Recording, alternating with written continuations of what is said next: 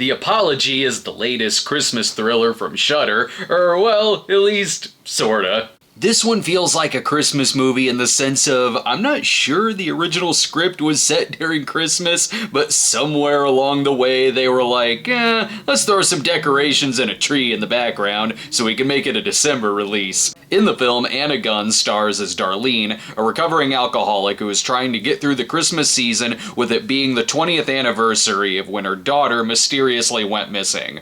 I love it when they do this clunky exposition where she and her neighbor are cooking, and then she's like, oh, wait a minute, my interview. Then she pops up the laptop and plays the interview, which pretty much just says, so anyway, my daughter went missing.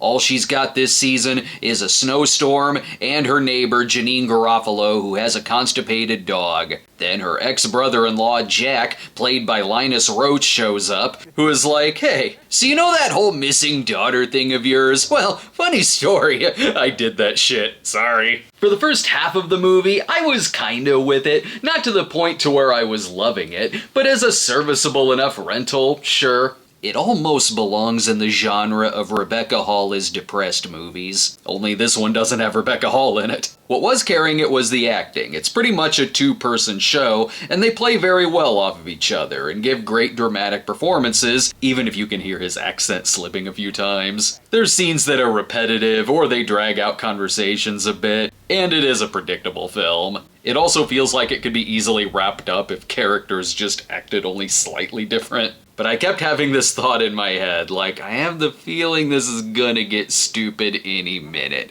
And it does. I think somewhere around Jack being shot in the leg and shouting, yeah, that's the drunk bitch I love, and then freeing himself from the zip ties with his newfound strength, I was like, this is gonna get messy. Characters will just switch their personalities on a dime. One minute, Jack will be remorseful or pathetic. Then in the next, he'll suddenly turn into a stock thriller villain, where he's walking around the house shouting movie villain lines like, I know you're up there! In one scene, he can easily free himself from restraints. Then in another, he's simply letting them tie him up with extension cords because the script needs this to happen. It also has an ending that doesn't work because you can see a lot of different possibilities at how a character could get out of this situation. I'll give the movie a C. Like I said, Gunn is excellent here, and it doesn't really overstay its welcome. It's a 90-minute movie that knows it really only needs to be 90 minutes. However, I could almost see this working as a short story or a novella better than a movie.